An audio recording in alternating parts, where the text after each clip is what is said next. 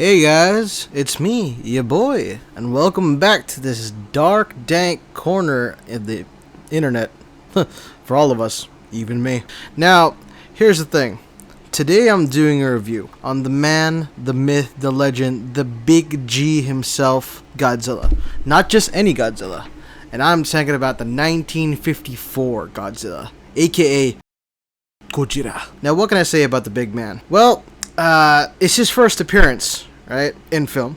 All black and white. Classic, I might add. The man literally woke up from the ocean due to him being violently woken up by a hydrogen bomb test by the Japanese. And see, it is literally hypothetically stated because it's not really known for sure what Godzilla is and how he came to be, but people have stated, and in the movie itself have stated, that he was supposedly a underwater aquatic lizard who may or may not been a dinosaur living with his pack in the underwater, but all of a sudden, due to the test with the hydrogen bomb, was heavily irradiated and then became a giant F-off nuclear lizard with atomic breath. And now you may be thinking, dang, that thing doesn't exist in real life.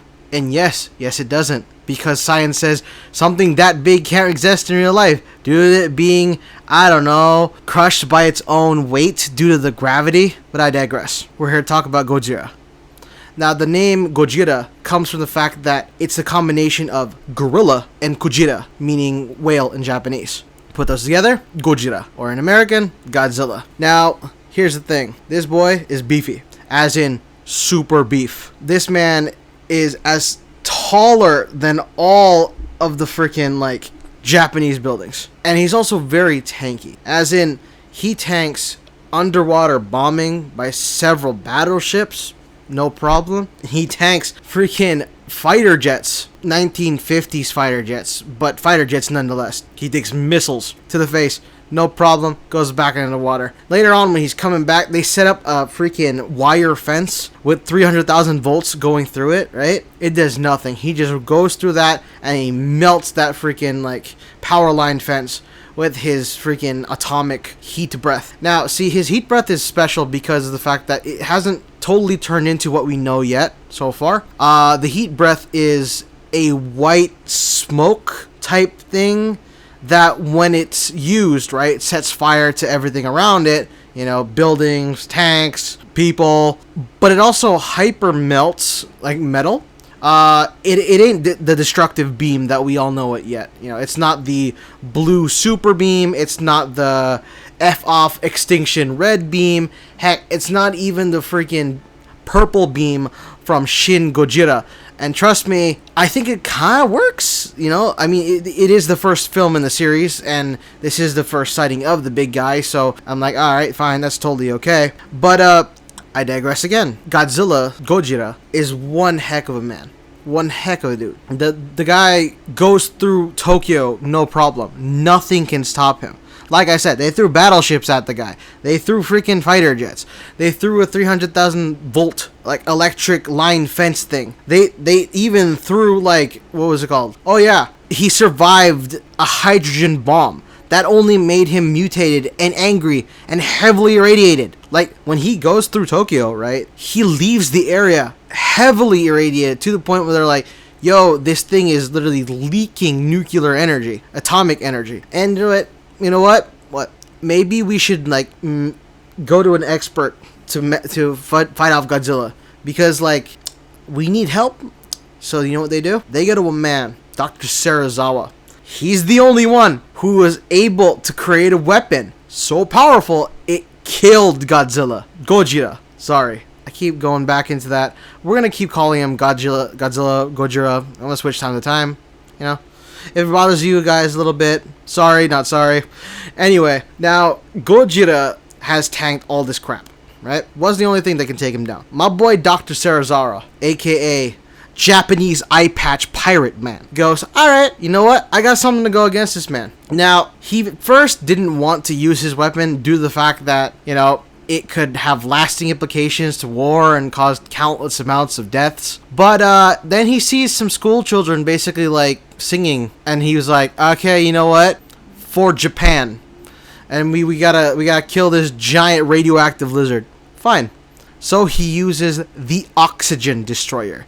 Now this thing is a serious threat. As the name says, it destroys all oxygen within its radius. And it has a pretty big radius when it explodes. It will destroy all life around there. And it was big enough to basically take out Godzilla. Now, the only way for them to basically take him out was to go underwater, set the oxygen destroyer bomb, and lure Godzilla toward it, which is exactly what they did. Now, Serizawa sacrificed himself, basically, in order to take out Godzilla, but at the same time, he didn't want his plans for the oxygen destroyer to basically get out there. So, he took himself out, and before he gave the oxygen destroyer to the military, he took out the plans too. Now, before getting killed by the oxygen destroyer, Godzilla resurfaced once more from the ocean, just for a bit, and roared back at the freaking, like, Japan, going, like, I'll get you next time! And then he just sank down and died. Yeah. Gojira was a tough opponent. He did many things that were never experienced by Japan during that time. One of the OG giant monsters in film. And Jesus Christ, like, nothing we threw at him would phase them unless it was like super oxygen destroyer bomb.